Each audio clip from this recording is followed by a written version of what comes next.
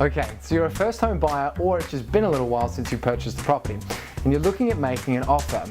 It's really important to have a good understanding of how to make an offer and feel comfortable with the process.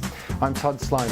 This short video series will explain A, how to make an offer on a property, B, how to enter into a contract, and C, how to feel comfortable with an understanding of how cooling off works in South Australia. Why don't we start with making an offer? So you've found the right property and it's time to make an offer. You need to start by asking the agent for an offer form. Most reputable agencies within South Australia will be using a RESA standard offer form with an R3 attached to it. Let's take a look at what's needed to make this a valid offer that the agent can submit for you. Start by simply filling in your name or names and also your address details of the property you're wanting to purchase. Next, you want to write down the price you'd like to pay for the property. As all real estate agents are slightly different, it can be important to actually note down whether the price you're putting forward is your best and final or if you're open to negotiation. This is so the vendor can be made aware of who they can and can't counteroffer if they choose to do so. Next up is the deposit amount. This is where you're able to choose how much deposit you'd like to put down to secure the property.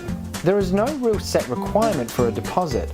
However, if you want your offer to be presented with the best possible chance of acceptance, I'd always recommend between a 5 and 10% deposit to give your vendor confidence the finance should come together smoothly. Next up is conditions. The conditions section is another area where you can specify terms that you'd like to attach to your offer. For instance, if you're getting a loan, then you'd be subject to finance. Do you need to sell before you can buy? You'd be subject to sale. Did you want a building inspection? Well, then you'd want to have subject to building and pest inspection. Check out the description below for a list of some of the main conditions that we see in offers on a day-to-day basis. Next up is settlement date. The settlement date is the day that the property officially changes hands and becomes yours.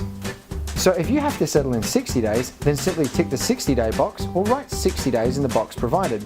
If you're flexible on your settlement period, however, then tick all of the boxes and simply let the agent know that you're happy to work with the vendor's situation. And that's it. Now you've filled out a letter of offer. Next step is to read through the R3 form the agent would have attached, sign everything off and send it back to them. Now, if everything goes according to plan, we're going to be moving on to the contract stage.